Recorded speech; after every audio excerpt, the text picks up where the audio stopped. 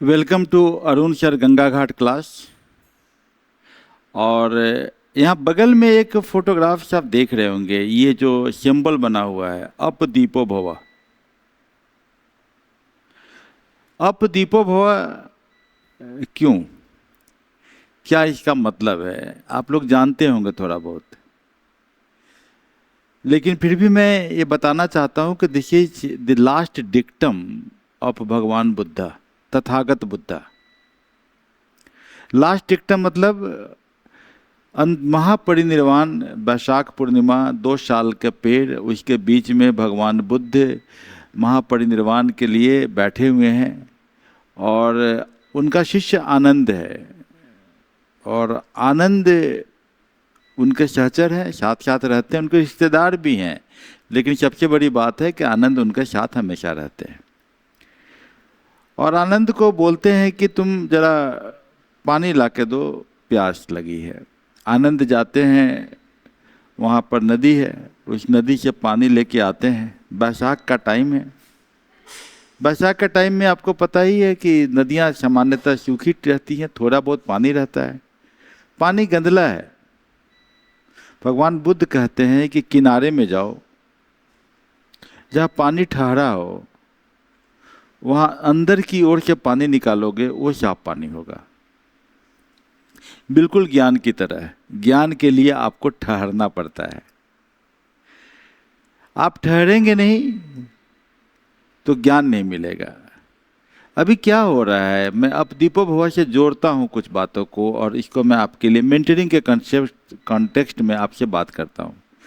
अभी हो क्या रहा है कि हमारे विद्यार्थी ज़्यादा ठहरते नहीं हैं, वो कंसेप्ट पे टिकते नहीं हैं। जैसे मैं जो क्लास ले रहा हूँ, लगातार ले रहा हूँ, निःशुल्क क्लास है, आपके लिए है। ज्ञान जैसे हवा पानी हो, वैसे ज्ञान भी निःशुल्क होना चाहिए। मैं जो क्लास ले रहा हूँ, उस क्लास को आप सुन लेते हैं या फिर रोक देते हैं, आप ठहरते नहीं हैं।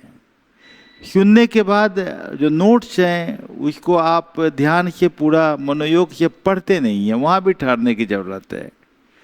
चलिए, मेरा क्लास आपने सुना, मेरा नोट्स आपने पढ़ा, मनोयोग से पढ़ा तो बहुत अच्छा काम हो जाएगा, मनोयोग से सुना तो बहुत अच्छा काम होगा, लेकिन ये काफ़ी नहीं है। अब आपको हर नोट्स या हर पीडीएफ या हर बुक जो मैं देता हूँ, मेरा जो लिखा हुआ है, उसमें आपको एक्सरसाइजेज होते हैं, उसमें प्रश्नों के अभ्यास होते हैं, खासकर शॉर्ट आंसर टाइप, लघु उत्तरीय प्रश्न या दीर्घ उत्तरीय प्रश्न, लंबे आंसर टाइप के प्रश्न होते हैं। उन प्रश्नों को आप बनाइए, वहाँ मैप होता है, मैप को ड्रा कीजिए, और जब प्रश्न वहाँ दिए जाते हैं बाद में कि यूपीएससी के लायक प्रश्न या बीपीएससी के लायक प्रश्न, तो उतने शब्दों में लिखिए। यकीन मानिए बहुत ज़्यादा समय नहीं लगेगा, 8 महीना में आपके पास इतना ज्ञान हो जाएगा जितना से कि आप आईएएस की परीक्षा से लेके छोटे छोटे सभी परीक्षा निकाल सकते हैं। और 8 महीना, बहुत सारे विद्यार्थी हैं जो पटना में 2 साल से रह रहे हैं, मैं तो आपको मात्र 8 महीना ठहरने की बात करता हूँ। और 8 महीने बाद जिस परीक्षा का भी आप फॉर्म भरें, 2 महीना काफ़ी है। जैसे मैं अभी बीपीएससी का पीटी एग्ज़ाम है सितंबर महीना में, और मैं आपको मॉक टेस्ट दूंगा। अगर आप 8 महीना ठहर के पढ़ाई किए हैं तो 2 महीना के मॉक टेस्ट से आपको 15 नंबर का इजाफा तो हो ही जाएगा, जितना आप नॉर्मली लाते हैं। पहला मॉक टेस्ट से लास्ट मॉक टेस्ट में देखिएगा 15 नंबर बढ़ चुके होंगे, और यहाँ से आप सफलता की कुंजी मिल गई। फिर मेंस परीक्षा के पहले 2 महीना है, आप पहला दिन आप टेस्ट लगाइए मेरे साथ, और मैं लास्ट 3 दिन पहले का टेस्ट अगर आप लगाएंगे तो आपको वहाँ दिखेगा कि आपका मार्क्स काफ़ी तेज़ी से बढ़ गया है। लेकिन आपको रुकना पड़ेगा, ठहरना पड़ेगा, तभी होगा। और अरिहंत जब पानी पी के भगवान बुद्ध फिर लेट जाते हैं तो बोलते अंतिम समय है, शरीर का नाश होना है। आनंद पूछते हैं कि आप तो चले जाएंगे, मैं तो अरिहंत भी नहीं हुआ, मैं तो उस लेवल तक पहुंचा भी नहीं, बोधिसत्व अरिहंत लेवल पर। मेरे आपके बाद मेरा क्या, बुद्ध का उद्दात था, अप दीपो भव, अपना प्रकाश खुद बनो, ठहर जाओ, दीप बनो और अपना प्रकाश खुद बनो। Unaffected by all the things which are going around you, you stay calm or be a light unto yourself. My dear students, मैं आपको एक रास्ता दिखाऊंगा, उस रास्ते पे चलना आपको है, प्रकाश आप ही को बनना है।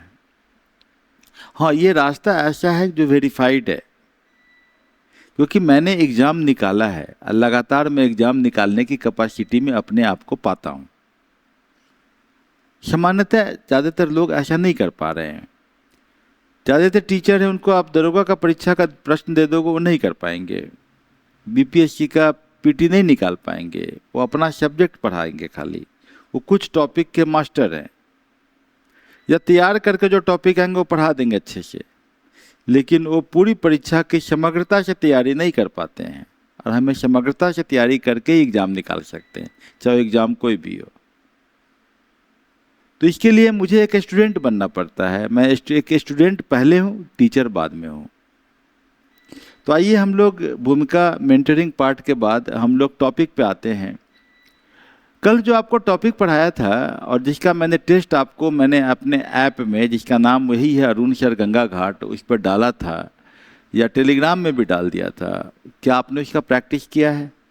अगर आपने उतने को प्रैक्टिस किया है जो मैंने बताया है, तो मैं आपको यकीन बताता हूँ कि एक या दो प्रश्न बीपीएससी आगामी आने वाले में आपके बिल्कुल सही होंगे, या एक या दो प्रश्न आईएएस-पीटी में आने वाले में बिल्कुल आपके सही होंगे, या दरोगा होगा उसमें सही होगा। प्रत्येक दिन हम इसी तरीके से टॉपिक का चयन करते हैं जो बहुत समसामयिकी होता है, जो सिलेबस से जुड़ा होता है, जिसके आने की संभावना ज़्यादा होती है। अब आप बोलेंगे आज का प्रश्न क्या है? तो आज का प्रश्न क्या है कि public trust in recruitment examination, लोगों का जो विश्वास है ये चयन परीक्षा में, is fundamental to constitutional governance. यह फंडामेंटल है, प्राथमिकी है, ताकि ये संवैधानिक रूप से शासन करने की जो ताकत है, संविधान सबके साथ बराबर व्यवहार करता है, उसके लिए ज़रूरी है कि ये जो है ट्रस्ट हो लोगों का चयन परीक्षा के बीच में। इक्वल अपॉर्चुनिटी टू ऑल, हम प्रियम्बल में भी पढ़ते हैं। Discuss the reforms required to ensure transparency and accountability in public examination. आप बताइए क्या रिफॉर्म्स की ज़रूरत है ताकि हम ट्रांसपेरेंसी लाए, पारदर्शिता लाए, अकाउंटेबिलिटी लाए इस तरह के रिक्रूटमेंट एग्ज़ाम में। कुछ कीवर्ड और कुछ कंक्लूजन यहाँ दिया गया है ताकि आपको एक आइडिया लगे कि किस परिप्रेक्ष्य में हम क्वेश्चन पूछ रहे हैं। जैसे यहाँ कीवर्ड दिया हुआ होगा article 14, article 16, meritocracy, rule of law, transparency, ये सब वर्ड एग्जामिनर देखना चाहता है आपके आंसर के बीच में, इंट्रोडक्शन में, मेन बॉडी में, चैलेंजेज में, अपॉर्चुनिटी में, कंक्लूजन में। ये जो डिफरेंट हेडिंग्स डाल के आप लिखते हैं आंसर, वहाँ देखना चाहता है।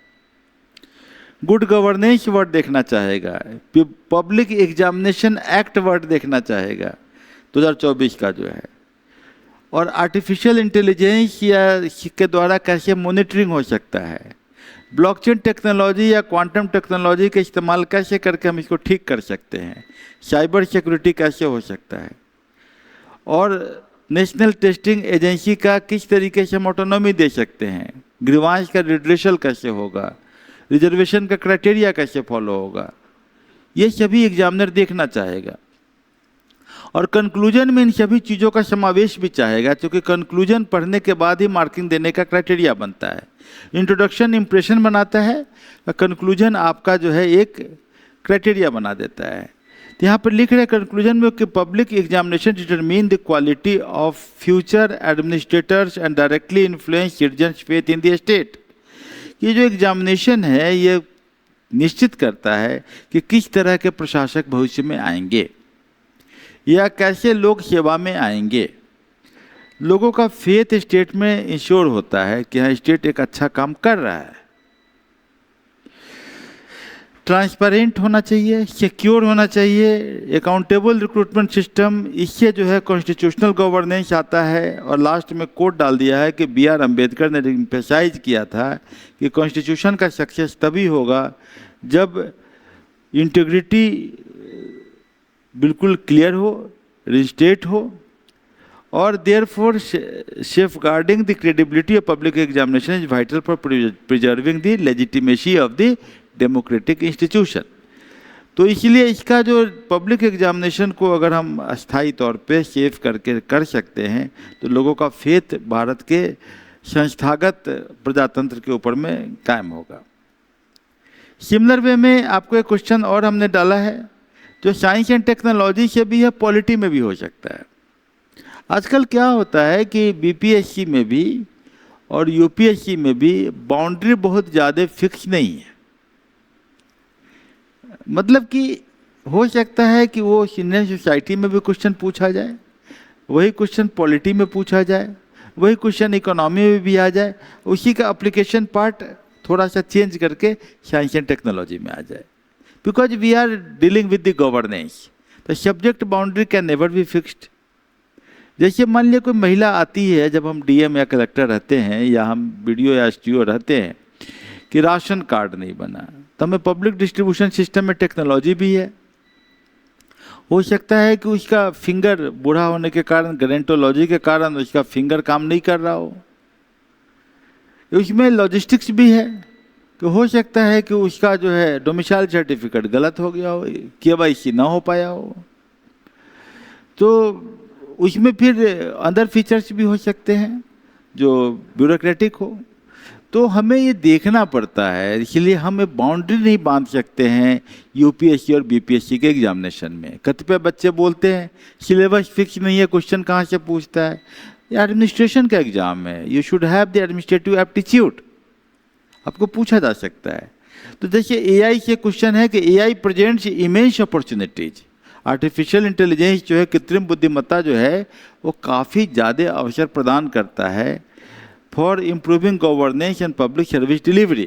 कि पब्लिक को जो हम सर्विस देते हैं उसमें बहुत सारा अपॉर्चुनिटी देता है, but it also poses significant constitutional and ethical challenges. लेकिन एआई के कारण बहुत सारे हमें संवैधानिक समस्याएं भी आती हैं, चैलेंजेस भी आते हैं, और एथिकल भी आता है, मोरल नैतिक स्तर पे भी आता है। इसका discuss the implication of AI, कि एआई का इम्प्लीकेशन बताइए for fundamental rights of privacy, कि हमारे प्राइवेसी को कैसे हनन करता है, अकाउंटेबिलिटी, और सजेस्ट कीजिए एक regulatory framework for India. My dear students, आप जब एग्जाम में अगर ऐसे क्वेश्चन आ जाए तो आप बोलेंगे कि साहब बहुत टफ क्वेश्चन पूछता है, क्योंकि दिक्कत ये है कि आप पीटी एग्जाम ही खेलते रहते हैं, यही प्रॉब्लम है। लेकिन यहाँ पर हमें मेन एग्जाम के पर्सपेक्टिव से देखना है कि एआई इन गवर्नेंस, इफिशिएंसी, हमें क्या कीवर्ड चाहिए कि एआई से क्या फ़ायदे हैं, इफिशिएंसी आ जाती है, वेलफेयर डिलीवरी सिस्टम ज़्यादा रोबस्ट हो सकता है, हम बहुत सारे डिसीजन, बहुत सारे डाटा को जल्दी प्रोसेस कर सकते हैं, हेल्थ केयर में अच्छा काम हो सकता है।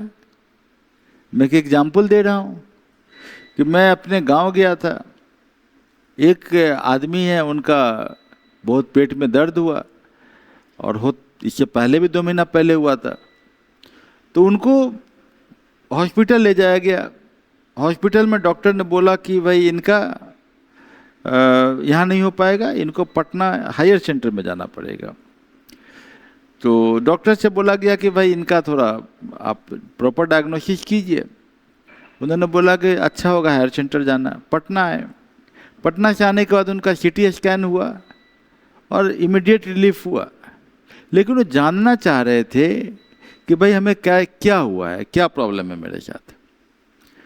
तो मैंने उनका जो चार्ट था देखा, I took the help of AI, और मैंने उनका पूरा डायग्राम्स दिखाया कि भाई आपके इंटेस्टाइन का जो 3 पार्ट है, वो 3 इलियम है, जजनम है, जो पार्ट है लार्ज इंटेस्टाइन का, उसका एक पार्ट जहाँ पर सीकम जहाँ पर है जुड़ता है, वहाँ पर थोड़ा सा जो है कंस्ट्रक्शंस है, थोड़े फाइब्रस मैटर्स वहाँ पर आ गए हैं। देखिए आपको फोटो में दिख रहा है, हमने उनके साइट को मैंने क्या किया, उनके पूरे प्रिस्क्रिप्शन को, पूरे डाटा को मैंने डाल दिया एआई में। एआई को बोला एक डायग्राम बना के इनका एलिमेंट बताइए, तो जो फाइंडिंग्स थे डॉक्टर को वो उनकी भाषा में मिल गया और देख के बड़े खुश हो गए। अरे आप तो डॉक्टर भी नहीं है लेकिन आप इतना कैसे जानते हैं? हम बोले कि because I have been student of biology and तो I know little bit, but AI ने मुझे बहुत मदद किया है। तो हेल्थ केयर में भी मदद हो सकता है, एग्रीकल्चर के फील्ड में मदद हो सकता है। सॉइल का मॉइस्चर कंटेंट जान लीजिए, फिर उसके हिसाब से सॉइल का क्या ट्रीटमेंट होगा। सोशल जस्टिस में, जुडिशरी में भी इस्तेमाल हो सकता है। अभी तो एक कोर्स आ गया है एआई का जो कि, लेकिन एक सामान्य एडवोकेट को पहले अपना टूल्स तैयार करना चाहिए। अभी बहुत सारे स्टूडेंट हैं जिनको मैं जानता हूं जो कि लॉ कर रहे हैं, बोलते हैं साहब इस सब पढ़ने की ज़रूरत नहीं, सब एआई कर देता है। कभी अच्छा वकील नहीं बन पाएगा, क्योंकि जिसने एआई का सहारा शुरू में ही ले लिया पढ़ाई के टाइम में, वो कभी अच्छा नहीं कर सकता लाइफ में। क्योंकि पहले आपको बेसिक्स क्लियर होने चाहिए। उस व्यक्ति को, मैं उस वकील को बोलता हूँ जो पढ़ने वाले बच्चे हैं, मेरे बहुत सारे स्टूडेंट हैं, मेरे डॉटर के भी काफ़ी सारे फ्रेंड्स हैं जो कि लॉ कर रहे हैं, बोलते बेटा जब तक तुमको पूरा का पूरा बीएनएस का पॉइंट वाइज याद नहीं रहेगा, प्रिंसिपल ऑफ नेचुरल जस्टिस तुम लिख नहीं पाओगी, जब तक तुम सिविल राइट्स को समझ नहीं पाओगी, बेसिक बेयर एक्ट्स तुम्हारे दिमाग में घुसा नहीं रहेगा, please don't go for AI. AI will do it, लेकिन कुछ दिनों बाद आपके क्लाइंट आपको समझेंगे कि वो एआई वाले ये है, एडवोकेट है। और अभी आपको पता है कि क्या हुआ है कि एक जजमेंट दे दिया गया इलाहाबाद हाई कोर्ट का, और सुप्रीम कोर्ट ने बुरी तरह डांटा कि जजमेंट का जो लास्ट लाइन सब है वो एआई से बना हुआ है। अभी बहुत सारे राइटर्स हैं जो एआई का मदद लेके लिखना शुरू कर दिए हैं। अब पब्लिशिंग हाउस उनको बिल्कुल छांट देता है, क्योंकि एआई कैन राइट गुड, लेकिन हार्ड छांट देता है। तो बेसिक चीज I again telling you, mentoring part से, please don't depend on AI. AI is just a tool. पहले अपने को उस तरह का कारीगर बनाओ, क्राफ्टमैन बनाओ कि आप उस टूल का भी इस्तेमाल कर लो। आपको सिलाई करने आता नहीं है और आप एआई से कपड़े सिलवा लोगे, तो this is not so good. You must know the art of sewing. Okay, तो यहाँ जो एआई का इस्तेमाल करने की बात है कि what are the limitations, implications of AI, इस कॉन्टेक्स्ट में आप समझ लीजिए ना। Suggest a suitable regulatory framework for India. अभी एआई का इस्तेमाल ज़्यादातर प्रॉब्लम क्या हो रहा है, डाटा प्राइवेसी हमारी ख़त्म हो रही है। तो यहाँ पर कीवर्ड जो है वो efficiency, welfare delivery, health care, agriculture, justice, privacy. Privacy जैसे ही आएगा तो क्या आएगा, आर्टिकल 21, इक्वलिटी आर्टिकल 14-15, अकाउंटेबिलिटी, उसमें एल्गोरिथम का बायस, सर्वेलेंस, ये सभी को हमको देखना पड़ता है। रिफॉर्म्स क्या है, डीपीडीपी एक्ट हम पहले पढ़ा चुके हैं, इस पर आपको राइटअप लिखने की फिर से ज़रूरत पड़ेगी तो लिख लीजिएगा। एक्सप्लेनेबल एआई, किस तरह का एआई यूज किया जा रहा है वो हमको क्लियर होना चाहिए। एआई रेगुलेटर, ह्यूमन ओवरसाइट हो जाता है। कभी कभी एआई में आप काम करते हैं, एआई के नीचे लिखा रहता है कि एआई जो है कभी हमेशा गलती करने का प्रोन है, तो आपका तो अपना स्किल चाहिए। रिस्पॉन्सिबल एआई, कॉन्स्टिट्यूशन में जो वैल्यू है उसकी बात कर रहे हैं। तो ये आपका एक टॉपिक है। अभी हम एक थर्ड टॉपिक जो है, it is related to economy as well as it can be asked in science and technology. ये टॉपिक क्या है कि अमरावती क्वांटम वैली के बारे में न्यूज में आज का हेडिंग्स में आया हुआ है। अमरावती क्वांटम वैली, आंध्र प्रदेश का न्यू कैपिटल ग्रीन फील्ड में बना, खेतों में जाके एक शहर बसाया गया जिसका नाम है अमरावती। बेंगलोर से नज़दीक में हो जाता है आंध्र प्रदेश का अमरावती शहर। ये हिस्टोरिकल नाम लिया गया है। तो अमरावती स्तूपा वगैरह पर काफ़ी क्वेश्चन आ जाते हैं, नागार्जुन सागर पर क्वेश्चन आ जाते हैं। तो हमारा यह है कि discuss the significance of Amravati quantum valley. Amravati एक नया बेंगलोर बनने की बात हो रही है कि बेंगलोर को कहा जाता है इलेक्ट्रॉनिक सिटी। वैसे अमरावती में पूरा का पूरा कंप्यूटर पे पूरा काम होने की बात हो रही है। चंद्रबाबू नायडू वहाँ के चीफ मिनिस्टर हैं वो लिखने की ज़रूरत नहीं है नाम, कि आंध्रा लिखना होगा तो लिखना होगा आंध्र प्रदेश गवर्नमेंट, है ना। वो वहाँ पर क्या कर रहे हैं कि उस पूरे शहर को electronics, computer, quantum technology, AI का हब बनाना चाहते हैं, पूरे वर्ल्ड का यूनिक। क्वेश्चन इंपॉर्टेंट हो जाएगा इस पे। तो इन स्ट्रेंथनिंग इंडियाज क्वांटम इकोसिस्टम, और किस तरह से एक क्वांटम स्टार्टअप कंट्रीब्यूट कर सकता है एक self reliant and strategic competitiveness world को, इस कॉन्टेक्स्ट में काम करना है। तो हमें इसमें कीवर्ड क्या क्या देखना चाहेंगे। Amravati quantum valley, what is it. National quantum mission क्या है, इसमें कितने पैसे लगने वाले हैं। क्वांटम कंप्यूटिंग होता क्या है, क्वांटम कम्युनिकेशन क्या है, क्वांटम सेंसिंग क्या है, डीप टेक स्टार्टअप्स, इस तरह के जो कंपनियां जो धीरे धीरे आ रही है, क्वांटम एआई, IBM, TCS, ये लोग इसमें जुड़ रहे हैं। इंडिजिनस टेक्नोलॉजी है, quantum sovereignty, cyber security, innovation ecosystem and startup incubation, last में आत्मनिर्भर भारत। कुछ पॉइंट्स हमने यहाँ पर अभी दे दिया है ताकि आपको आगे के आंसर में ये सब पॉइंट्स आपको पहले ही क्लियर हो जाए। वो क्या है कि क्वांटम मैकेनिक्स के क्या 4 प्रिंसिपल्स हैं। इसमें दिया हुआ है कि ये क्यूबिट्स का इस्तेमाल करते हैं in place of classical bits, AI laws, superposition, multiple states। यहाँ पर क्या है कि इसमें 4 फैक्टर होता है। सुपरपोजिशन, जो क्वांटम टेक्नोलॉजी में जो हम बार बार बात करते हैं, entanglement, quantum tunneling and quantum interference, ये सबों की बात करें। सपोर्ट इंफ्रास्ट्रक्चर, और कैसे हम एक सिक्योर क्वांटम कम्युनिकेशन ला सकते हैं। और लास्ट बट वेरी इंपॉर्टेंट कि हम स्टेट इन फोकस क्या ले रहे हैं आज के दिन में, आंध्र प्रदेश। हम हमेशा लेते हैं, जैसे कल हमने क्या लिया था, साउथ अमेरिका कॉन्टिनेंट। आज हम क्या ले रहे हैं स्टेट इन फोकस में, आंध्र प्रदेश। कुछ क्वेश्चन है मेंस के जो मेरे नोट्स पढ़ने के बाद आपको लिखने हैं। यहाँ लिखा हुआ है कि discuss the impact and bifurcation of Andhra Pradesh. Andhra Pradesh जो बटा है उसका क्या इम्पैक्ट पड़ा, तो पहले बटा कैसे ये तो समझना होगा। इसके इकोनॉमिक डेवलपमेंट और पर क्या प्रभाव पड़ा, फिजिकल जो है सस्टेनेबिलिटी कैसे होगा। दूसरा क्वेश्चन हमने दिया है आंध्र प्रदेश से जुड़ा हुआ कि पोलावरम प्रोजेक्ट पर आप लिखिए, इसका क्या सोशियो इकोनॉमिक फैक्टर होगा for Andhra Pradesh. Coast line में क्या प्रॉब्लम है, क्या क्या हमको दिक्कत होगी, और सागरमाला प्रोजेक्ट कैसे इन्फ्लुएंस कर रहा है। और चौथा क्वेश्चन आपका इम्पॉर्टेंट है कि अपॉर्चुनिटीज एंड चैलेंजेज, कि आंध्र प्रदेश को किस तरीके से हम सेमीकंडक्टर या क्वांटम टेक्नोलॉजी के द्वारा ज़्यादा आगे बढ़ा सकते हैं। ये 4 क्वेश्चन आपको मेंस का लिखना होगा। हमारा PDF जो हम दिए हैं नीचे में, उसको पढ़ने के बाद। आइए अब हम लोग PDF के बारे में देख लेते हैं कि क्या PDF है। ये हिंदी में है, जो हमने भी पढ़ा है उसी का हिंदी है। अब PDF में देखते हैं, यही है कि public trust in recruitment examination, इसको हिंदी में भी हम कर सकते हैं। Is fundamental to constitutional governance. हम हिंदी में समझा देते हैं, क्योंकि बार बार कल भी गंगा घाट में एक बच्चा मिला तो बोल रहा था कि सर आप हिंदी में क्यों नहीं पढ़ा देते हैं हमको, आप इंग्लिश का किताब खोल देते हैं। तो बात स्वाभाविक बात है, इंग्लिश में मैं समझा देता हूँ तो बाइलिंगुअल हो जाता है, और ये आपको नोट्स तो हिंदी में मिल जाते हैं, है ना। मेरे लिए थोड़ा इजी हो जाता है। जैसे क्वांटम टनलिंग का अभी भी मुझसे पूछिएगा तो इसका हिंदी क्या होगा, तो मैं बोलूँगा क्वांटम टनलिंग ही होगा। बोलिएगा कि इंटेंगलमेंट का हिंदी क्या होगा, तो मैं बोलूँगा इंटेंगलमेंट ही होगा। तो मैं UPSC भी इन बातों पर ज़्यादा नहीं जोर देता है, वो बोलता है कि आपका अंडरस्टैंडिंग हो, खाली देवनागरी में लिख दीजिए।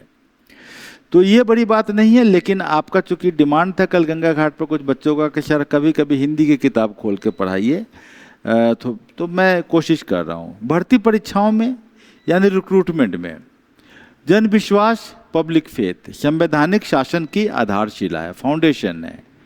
सार्वजनिक परीक्षाओं में, पब्लिक एग्जामिनेशन में पारदर्शिता, ट्रांसपेरेंसी और जवाबदेही, रिस्पॉन्सिबिलिटी एश्योर करने के लिए, सुनिश्चित करने के लिए आवश्यक सुधारों की चर्चा कीजिए। यही क्वेश्चन है आपका।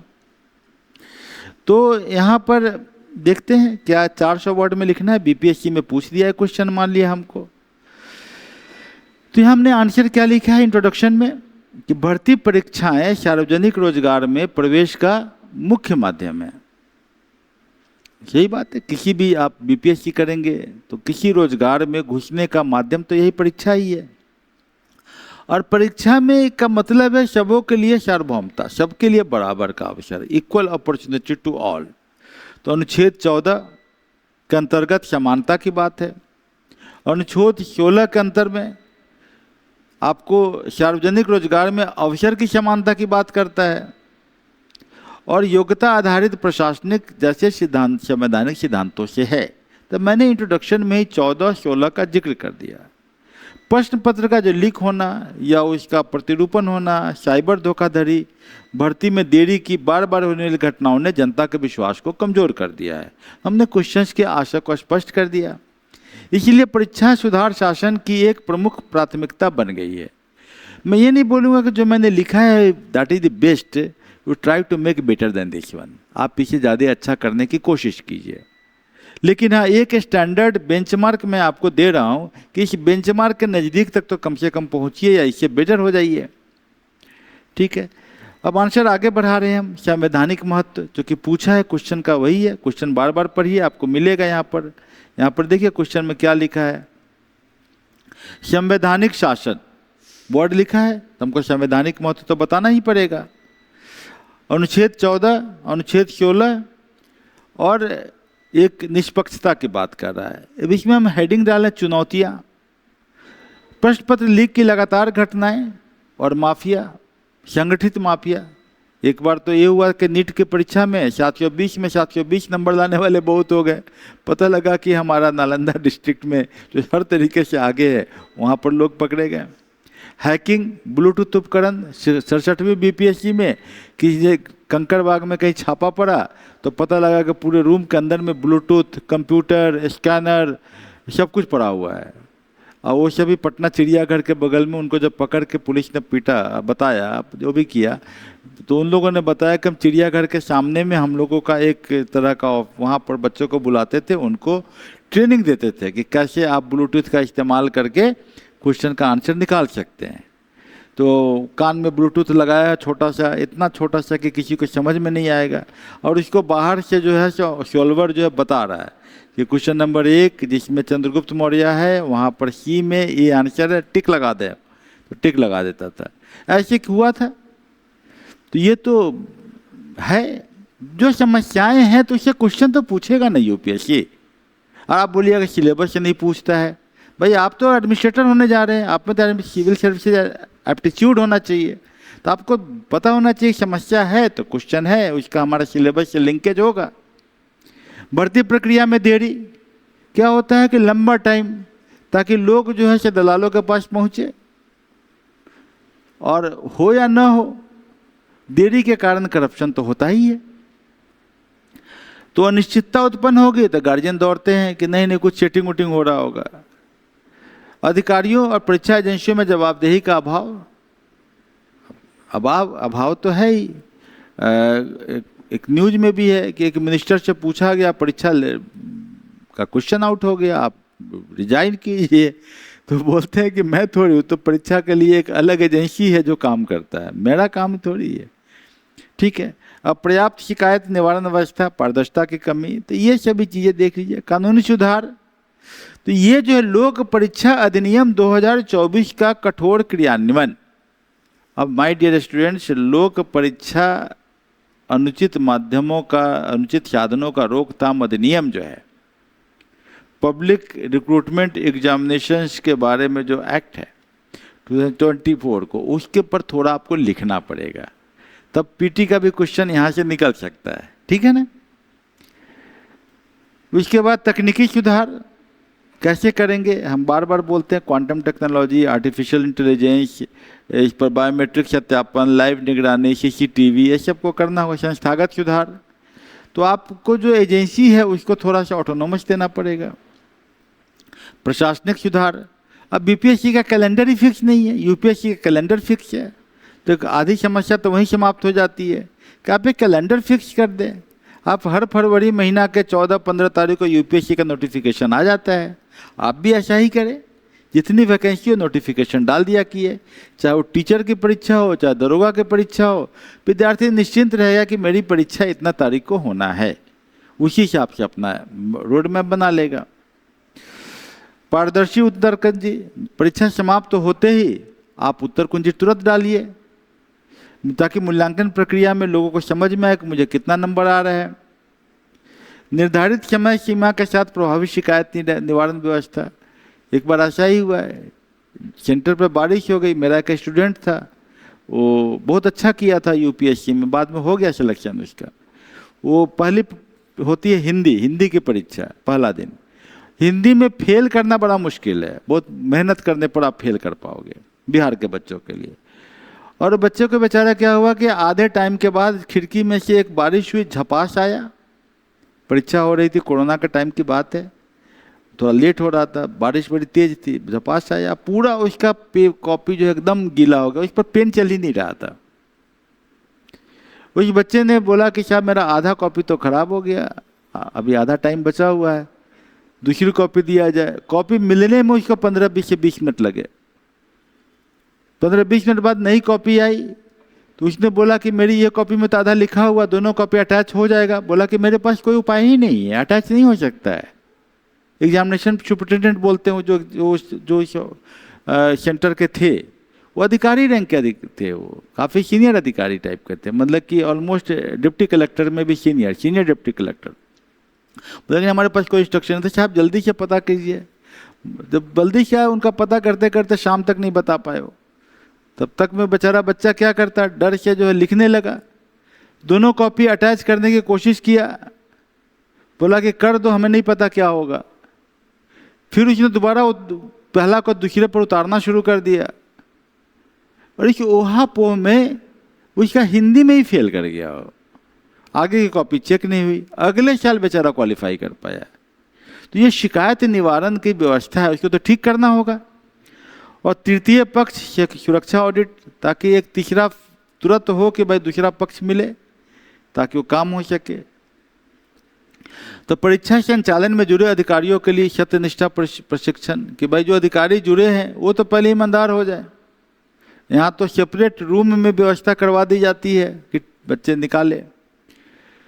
सर्वोत्तम प्रथाएं, जैसे संघ लोक सेवा आयोग, वो काफ़ी हद तक सही काम करता है।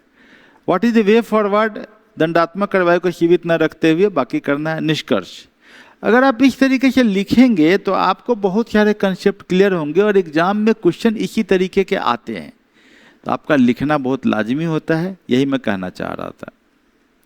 कृत्रिम बुद्धिमत्ता, ये क्वेश्चन देखिए दूसरा। सार्वजनिक सेवा वितरण में सुधार के लिए अपार अवसर प्रस्तुत करती है एआई, लेकिन यह महत्वपूर्ण संवैधानिक और नैतिक चुनौतियां भी उत्पन्न करती है। मतलब कॉन्स्टिट्यूशनल प्रॉब्लम्स भी क्रिएट करता है और एथिकल भी करता है। आदमी का राइट टू प्राइवेसी खत्म हो रहा है, निजता खत्म हो रहा है, समानता खत्म हो रहा है, जवाबदेही खत्म हो रहा है। तो इसके लिए आपको यहाँ लिखा हुआ है, आंसर को आप आराम से पढ़िए, ध्यान से, कोई दिक्कत इसमें नहीं होगा ज़्यादा। निजता के अधिकार जैसी बात होगी तो आपको आर्टिकल 21 तो लिखना ही पड़ेगा, ये मैंने लिखा है। और यहाँ एक केस का हमने एग्जाम दे दिया है कि न्यायमूर्ति केश पुट्टस्वामी का निर्णय जो है निजता के सिद्धांतों का बहुत जरूरी है, कि इसमें बायोमेट्रिक सूचना के अंतर्गत हम जो अंगूठा लगा देते हैं तो बहुत सारी सूचनाएं हमारी पास पब्लिक फील्ड में चली जाती हैं। तो इस कॉन्टेक्स्ट में ये जो है न्यायमूर्ति केश पुट्टस्वामी, उनका निर्णय का जिक्र किया गया है। ब्लैक बॉक्स या एल्गोरिथम में पारदर्शिता का अभाव होता है। एआई में प्रॉब्लम है कि कभी कभी आप एआई के माध्यम से कर रहे हैं तो पारदर्शिता का अभाव होगा। डिजिटल जो डीपी एक्ट जो है, डिजिटल व्यक्तिगत डाटा संरक्षण अधिनियम का अनुपालन, इस पे आपको एक राइटअप लिखने की जरूरत पड़ेगी, और तब आप ये आंसर लिखेंगे तो ज़्यादा अच्छा रहेगा। कुछ शब्द हमने दे दिया है जो कि आपको कीवर्ड्स है, ये तो आपको उसमें एग्जामिनर खोजेगा ही। Amaravati quantum valley, quantum Bharat की quantum silicon valley Andhra Pradesh सरकार की प्रमुख पहल है, जिसका उद्देश्य अमरावती को भारत के प्रमुख केंद्र के रूप में विकसित करना है। तो इसमें तो अमरावती में बेसिकली एक हब तैयार हो रहा है जो बात करता है क्वांटम कंप्यूटिंग का। क्वांटम कंप्यूटिंग का मतलब है कि क्यूबिट मैंने very high processing, quantum communication, ये फ्यूचर है एक डिजिटल एग्जामिनेशन लेने का, यूपीएससी मतलब एग्जाम टेम्पर प्रूफ एग्जामिनेशन, नकल ना हो कर पाए कोई। क्वांटम संवेदन और क्वांटम अनुसंधान। अब मुझे संवेदन वर्ड आप देख लीजिएगा इंग्लिश में क्या होता है ना। तो ये जो क्वांटम मिशन जो है, नेशनल क्वांटम मिशन, जिस पर 19,000 करोड़ का प्रोजेक्ट को सैंक्शन किया गया है, उसमें चंद्रबाबू नायडू ने इसको यहाँ पर मेन डेवलप कर रहे हैं कि भाई हम अमरावती में डेवलप करेंगे, क्योंकि अमरावती के क्लोज में बेंगलोर है, मैप देख लीजिएगा है ना, हैदराबाद भी बगल में ही है। तो वहाँ ड्रग, कंप्यूटिंग, टेक्नोलॉजी, इलेक्ट्रॉनिक्स सब अगल बगल में हो जाएगा, तो एक हब बन सकता है। तो अमरावती क्वांटम वैली बन जाएगा, तो काफ़ी सारे स्टार्टअप आ जाएंगे। क्वांटम कंप्यूटिंग की जो अवसंरचना है उसके बारे में ये IBM, TCS, Larsen Toubro company उसमें जुड़ रही है। इसमें क्वांटम में क्या होता है कि algorithm, different type of communications, like कोई सैटेलाइट छोड़ना है तो कितने परम्यूटेशन कम्बिनेशन हो जाएंगे, कम्युनिकेशन, क्रिप्टोग्राफी जो एग्जाम में यूज हो सकता है, क्वांटम संवेदन जो कि हम एक तरीके से सूचना का प्रदान का ही है, क्वांटम पदार्थ, मटेरियल, ये अभी यूज हो रहा है। अभी आपको फिजिक्स का जो नोबेल प्राइज है वो इसी फील्ड में मिला है। स्टार्टअप के लिए भी काफ़ी सारी योजनाएं हैं। तो इसकी विशेषताएं क्या है ये बता दी गई हैं। भारत में कौन कौन से क्वांटम के बढ़ते स्टार्टअप है, तो ये QPIAI बेंगलुरु, और क्वांटम NU लैब्स, बोसोनक्यू शाई, कुछ याद तो करना ही पड़ेगा, क्वांटम कृषि, Q लैब्स AI। तो क्वांटम से लाभ क्या है कि विदेशी क्वांटम प्रौद्योगिकी पर निर्भरता कम हो जाएंगी, सेमीकंडक्टर AI के लिए हम एक इकोसिस्टम बना देंगे, सामरिक लाभ होगा, शैक्षणिक लाभ होगा। यूपीएससी के लिए प्रश्न बहुत इंपॉर्टेंट है क्वांटम के बारे में। क्वांटम मिशन हम पहले भी पढ़ा चुके हैं। कीवर्ड्स हमने दे दिया है, ये कीवर्ड आपको इस्तेमाल करना है। और इसमें जो है हम एक चौथा टॉपिक पे आ रहे हैं कि टॉपिक इन फोकस जो हमारा है आंध्र प्रदेश। आंध्र प्रदेश को जानिए, क्योंकि हम हर स्टेट को बारी बारी से अगर जान जाएंगे इंपॉर्टेंट राज्यों को, तो स्वाभाविक बात है कि आपके लिए एग्जाम में काफ़ी बड़ा इनपुट आपको मिल जाएगा। आंध्र प्रदेश भारत के सामरिक रूप में सबसे महत्वपूर्ण तटीय राज्यों में से एक है, पूर्वी तट पे नहीं। इसकी तट रेखा करीब 975 किलोमीटर लंबी है, जो भारतीय राज्यों में दूसरी सबसे लंबी तट रेखा है। यह उत्तर और दक्षिण भारत के बीच एक सेतु का कार्य करता है तथा निम्नलिखित क्षेत्रों में अग्रणी है। आंध्र प्रदेश में कृषि है, आपका इरिगेशन, जलीय कृषि है, औषधि उद्योग है, नवीनीकरण ऊर्जा, रिन्यूएबल एनर्जी और पोर्ट वगैरह के बारे में। वर्ष 2014 में ये दो पार्ट में बंट गया, तेलंगाना और आंध्र प्रदेश। तेलंगाना के गठन के बाद राज्य ने अपनी अर्थव्यवस्था को पुनर्निर्माण, अमरावती के विकास और औद्योगिक वृद्धि के लिए लंबी तटरेखा का उपयोग पर ध्यान केंद्रित किया है। कि ये राज्य जो है क्या कर रहा है, जब तेलंगाना अलग हो गया तो अपनी इकोनॉमी पर काम करना है, इंडस्ट्रियलाइजेशन पे काम करना है, तट रेखा की सुरक्षा पे काम करना है, और क्वांटम टेक्नोलॉजी तो अभी आपने पढ़ा है। थोड़ा ऐतिहासिक पृष्ठभूमि हम लोग इतिहास में पढ़ेंगे, थोड़ा यहाँ भी देख लीजिए। यह शतवाहन राज्य का केंद्र था। शतवाहन जो हम हिस्ट्री में पढ़ते हैं, जो भारत के प्रारंभिक साम्राज्यों में से एक था। कुषाण वगैरह जब खत्म होते हैं तो शतवाहन बहुत इंपॉर्टेंट है, उनका लास्ट अंडर शतवाहन। चालुक्य, काकातीय और विजयनगर बाद में। तो क्या होगा, एक क्रोनोलॉजी याद रखिएगा कि शतवाहन, चालुक्य, काकातीय, विजयनगर। अमरावती बौद्ध धर्म का प्रमुख केंद्र था। अमरावती स्तूप के लिए प्रसिद्ध है। आपको अमरावती स्तूप पर छोटा सा राइटअप फिर से लिख लीजिए या पीछे से याद कर लीजिए। कुतुबशाही शासक, बाद में हैदराबाद का निजाम, बाद में ब्रिटिश मद्रास प्रेसिडेंसी। 1953 में पोटाबू सीतारामैया थे शायद कि आमरण अनशन के बाद आंध्र प्रदेश राज्य का गठन किया गया, भारत का पहला भाषाई राज्य बना। 1956 में स्टेट रीऑर्गेनाइजेशन एक्ट के अंतर्गत हैदराबाद राज्य में तेलंगाना के साथ मिलकर संयुक्त आंध्र प्रदेश का गठन किया गया। 2014 में तेलंगाना अलग हो गया, अमरावती को नई राजधानी बनाने का दिया गया। विशाखापत्तनम भी वहाँ है, एक महत्वपूर्ण प्रशासनिक और आर्थिक केंद्र के रूप में उभरा है। राजधानी अमरावती प्रस्तावित है। विशाखापत्तनम का प्रशासनिक महत्व बढ़ जाता है। क्षेत्रफल 1.62 लाख वर्ग किलोमीटर। सीमा मैप खींच लीजिएगा, तेलंगाना, उड़ीसा, छत्तीसगढ़, कर्नाटक, तमिलनाडु, बंगाल की खाड़ी। प्रमुख नदियां बनानी होंगी आपको, गोदावरी, कृष्णा, पेन्नार, वंशधारा, नागावली। बिल्कुल बनाइएगा। अगर आप मैप नहीं बनाइएगा, मैं बार बार एक बात जरूर बोलूँगा कि मेरे लेक्चर सुनने से आपका 20% ही काम होगा। 20% काम आपको पढ़ने से होगा और बाकी जो 60% वर्क हो आपके लिखने और आपके एक्सरसाइज करने से होगा। अरमाकोंडा एक सबसे ऊंची चोटी है और आपको यहाँ पर राष्ट्रीय उद्यान में 2 है, पापीकोंडा और वेंकटेश्वर। शेषाचलम जैवमंडल आरक्षित क्षेत्र है। भाषा वहाँ की तेलुगु है, उर्दू भी बहुत आबादी बोलती है। कुछ समुदाय इम्पोर्टेंट है, कापू, रेड्डी, कुम्मा। ये तीनों पॉलिटिकली आपको जानने की ज़रूरत है कि कापू, रेड्डी, कम्मा अनुसूचित जातियाँ कुछ है। कोंडा रेड्डी है, शवरा अनुसूचित जनजातियाँ में है। शवरा जाति बहुत इंपॉर्टेंट है, मोस्ट प्रिमिटिव ट्राइब में। मछुआरे ज़्यादा हैं क्योंकि समुद्री तट है। नृत्य में कचिपुड़ी नृत्य, कर्नाटक संगीत और तेलुगु साहित्य जो हम लोग कल्चर में पढ़ते हैं। आंध्र प्रदेश कृषि आधारित व्यवस्था, इसके अलावा यहाँ पर अर्थव्यवस्था में इंडस्ट्री का भी बहुत बड़ा रोल है। मत्स्य पालन है। ड्रग इंडस्ट्री हैदराबाद, सिकंदराबाद में काफ़ी बड़ा है। उसके बगल में भी है विशाखापत्तनम पास। फूड प्रोसेसिंग, इलेक्ट्रॉनिक्स जो चल ही रहा है। रिन्यूएबल एनर्जी, ये औद्योगिक केंद्र है, याद रखिएगा आंध्र प्रदेश का। विशाखापत्तनम, विजयवाड़ा, तिरुपति, काकीनाडा, श्री सिटी। हैदराबाद चला गया तेलंगाना में, तो ये एरिया आपके इंपॉर्टेंट एरिया बन जाएंगे।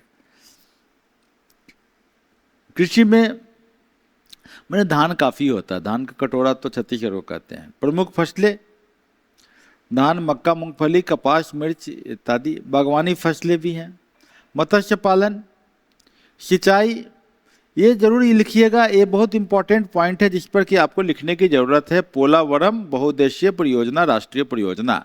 इसे पीटी में क्वेश्चन यूपीएससी शायद पूछ भी दिया है, फिर भी एक बार लिख लीजिएगा। नागार्जुन सागर और नागार्जुन, ये दोनों पे लिखना होगा। श्रीशैलम, इस पे भी लिखना होगा। प्रकाशम, यहाँ से क्वेश्चन आने की बहुत संभावना। तेलुगु गंगा परियोजना, हदरी निवास सुजला श्रवंती, ये वाले, ये सभी इंपॉर्टेंट है। अंतर्राष्ट्रीय जल विवाद, रायलसीमा का भूजल स्तर नीचे गिर रहा है, ये प्रॉब्लम तो है। जलवायु परिवर्तन, ये विद्युत के बारे में जान ही रहे हैं। आंध्र प्रदेश में पवन ऊर्जा की संभावना है। वहाँ पर अनंतपुर, कुर्नूल और कडब्बा, ये आप विंड एनर्जी में पढ़ते हैं। इंफ्रास्ट्रक्चर के बारे में हम लोग देख लेते हैं। बंदरगाह पता है, काकीनाडा, कृष्णपट्टनम, गंगावरम, मछलीपट्टनम, मैप वर्क कर लीजिएगा। परिवहन संरचना, अभी आर्थिक चुनौतियां क्या है? विभाजन हुआ है, स्वाभाविक बात है। राजधानी का विकास करना है, सेंटर से असिस्टेंस लेना है, क्लाइमेट का चेंज हो रहा है। वर्तमान 1 सदस्यीय विधानमंडल है, यहाँ विधानसभा ही है, परिषद नहीं है। राजनीतिक विषय आपको अमरावती का डेवलपमेंट करना, औद्योगिक निवास, ये तो है ही। विकास क्षेत्र आपको इम्पोर्टेंट है। पर्यटन प्रमुख आकर्षण, तिरुमला मंदिर, अराकू वैली जहाँ का कॉफ़ी फेमस है, बोडरा के गुफा, गंडीकोटा भारत का ग्रैंड कैनियन है, ये देख लीजिएगा आपको। बेलम गुफा, अमरावती बौद्ध स्थल, पूछता है क्वेश्चन यहाँ से, है ना। क्या क्या आपका चैलेंजेज है? तो लंबी तट, शॉर्ट मतलब स्ट्रेंथ क्या है कि तटरेखा, बंदरगाह, उपजाऊ, जलीय, ये कमजोरियाँ क्या है? राजकोषीय तनाव, अवसर क्या है? समुद्री अर्थव्यवस्था। और खतरे क्या है? SWOT माने स्ट्रेंथ, वीकनेस, अपॉर्चुनिटी, थ्रेट, है ना? ये आपको दिया हुआ है। यूपीएससी में 4 क्वेश्चन हम दे रहे हैं आपको लिखने के लिए। आपको घर में क्या करना है? इन चारों क्वेश्चन को लिखना है कि आंध्र प्रदेश के विभाजन का राज्य के आर्थिक विकास, राजकोषीय स्थिरता पर पड़े प्रभाव की चर्चा कीजिए। ये क्वेश्चन जब आप लिखिएगा कुछ डाटा आपके पास आएंगे, ये डाटा अस्थायी हो जाएगा, आपको दिक्कत नहीं होगा। आंध्र प्रदेश के सामाजिक आर्थिक परिवर्तन में पोलावरम परियोजना महत्व का मूल्यांकन कीजिए। बहुत इंपॉर्टेंट है, यहाँ से क्वेश्चन आया भी है। सागरमाला पूछे जाने वाला प्रोग्राम है। इसके समुद्री लॉजिस्टिक केंद्र में कैसे हो सकता है? सेमीकंडक्टर और क्वांटम प्रौद्योगिकी केंद्र के बारे में हम ऊपर में क्वेश्चन आपको बता चुके हैं, अमरावती क्वांटम वैली के बारे में। और एक कुछ कीवर्ड्स है जो कि आंसर में आने ही चाहिए जब भी हम आंध्र प्रदेश की बात करते हैं। तो ये हमारा हुआ आज का समाचार पर विचार। एक बहुउद्देशीय योजना है समाचार पर विचार, क्योंकि मेरा कहना यह है कि अगर आप मुख्य परीक्षा के परियोजना के आधार पे तैयारी करते हैं, आप लिखते हैं और ज़्यादा लिखते हैं, लिख लिख के याद करते हैं। कभी रट के याद करने को हम जो बोले तो इसका मतलब होता है बार बार लिख के याद करना। तो रटना वर्ड को हमारा थोड़ा सा इस तरीके से, बिहार के हैं तो भाषा में रट वर्ड आ जाता है। इसका मतलब लिख लिख के याद करते हैं तो आपका राइटिंग के साथ माइंड का ग्रास्पिंग कैपेसिटी बढ़ता है और माइंड के न्यूरॉन्स एक्टिव हो जाते हैं।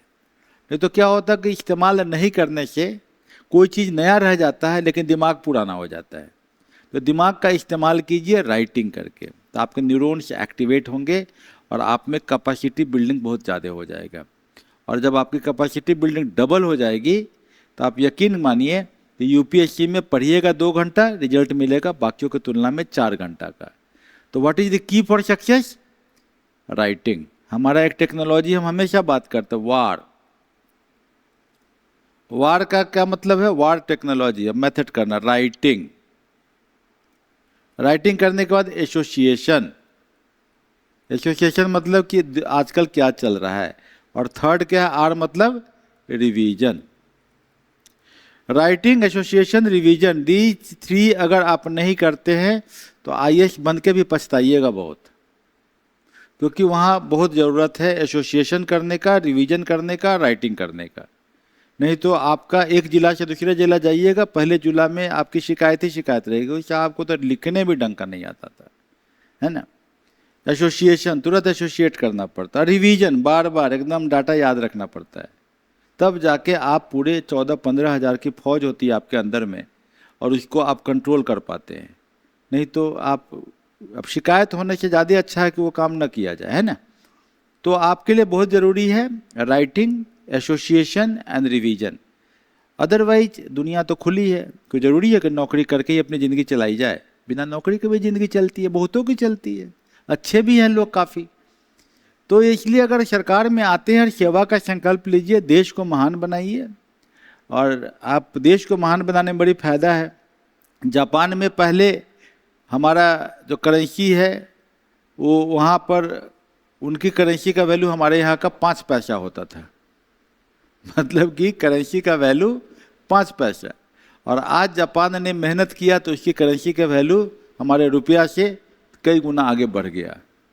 तो 1/20 से आप कितना आगे बढ़ जाएंगे। तो अगर आप देश को महान बनाते हैं तो आपका 1 रुपया के अंदर में $2 आ जाएगा, तो इसका वैल्यू 160 रुपया हो गया।